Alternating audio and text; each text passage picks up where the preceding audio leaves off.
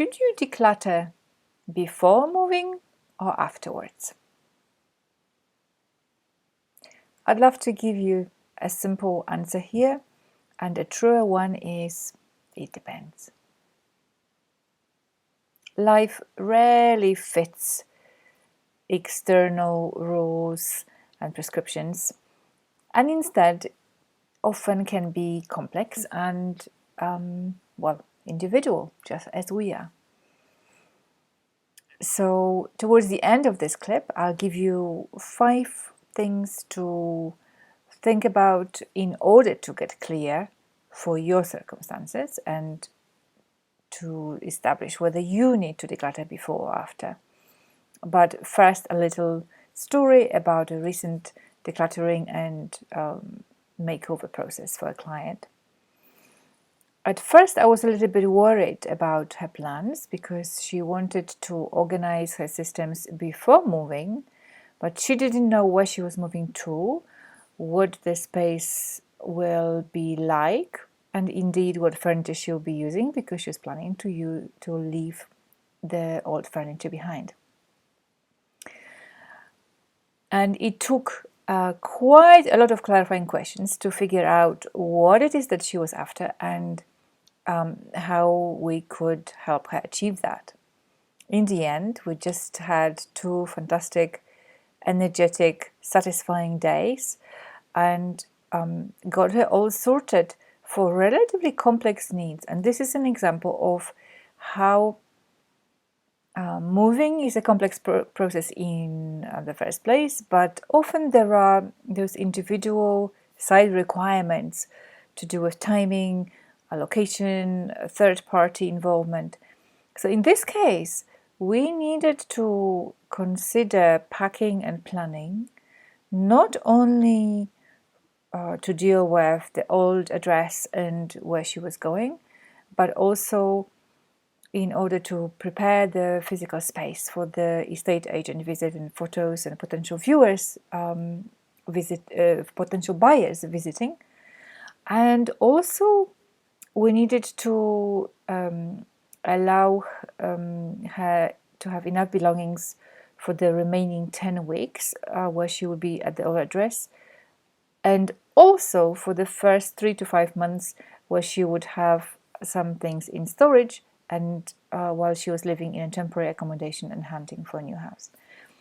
So multi-layered needs, and often when you pause to consider your picture, what you're actually needing rather than what people think you should be doing, even if they are well informed otherwise and have expert experience, you will find out that there are those individual quirky things to consider, and the more needs you consider, the better the easier the process will be and the more satisfying outcome. So here are the 5 promised things to consider. Grab pen and paper and write them down, because you will want to either journal, reflect on these things through writing, or perhaps think out loud with a friend who is good at listening and who is good at giving space towards the speaker, clarifying their own thinking to themselves. The first consideration is let me look at my notes. So bandwidth, what I call bandwidth. In other words, how much mental or emotional space you have at the time of packing to move, and how much mental and emotional space you imagine having after moving and when in the new location. Maybe if you have some other people's needs to consider right now, it might be simpler to just pack everything, and then when you have a little bit more space to consider your own priorities, take a little bit longer to unpack. There could be other factors affecting your emotional and mental capacity at either end, so those are the ones you would want to consider. The second thing is a question of what would support you better: to take more time and make more decisions as you are preparing to move, in other words, while packing to move? Or would you prefer to take longer unpacking, which would be less stressful, which would be more doable? The third point is consider what support you have or what you could expect to have while at the old address and packing versus when being in the new location. Could it be that you are moving towards friends and family and there will be more help, both physical and emotional, moral support at the other end? But it could be that you are going somewhere newer, somewhere less connected just yet, and that you might have both elbow grease support and moral support, or even just practical support, like someone coming over to cook for you while you are packing and making all the decisions. Consider that very important, as moving is one of the most stressful things we experience and very intense. So the more support you can get, the easier it will be. The fourth thing to consider is how much clarity you have about the next chapter that you are moving towards.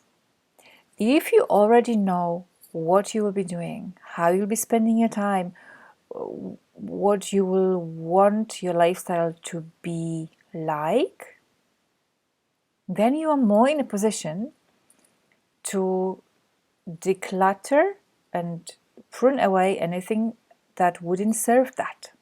However, if you don't have complete clarity yet, or as complete clarity as possible to have ahead, then you might consider decluttering on the other end, because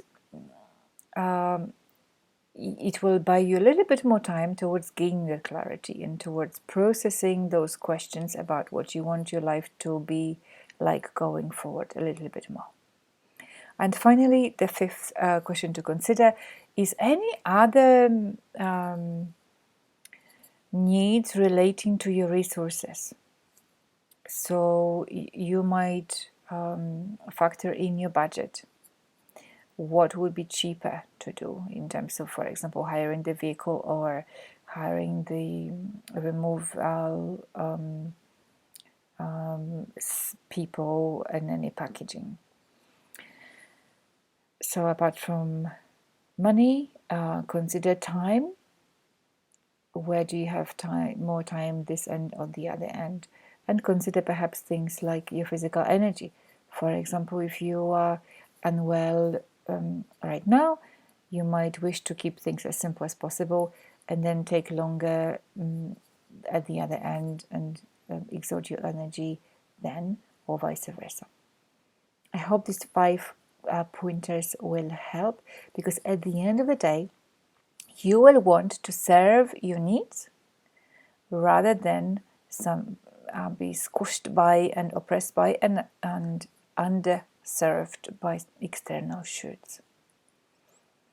My name is Dorota Godby, and I call my decluttering and organizing work graceinyourspace.co.uk. Until next time.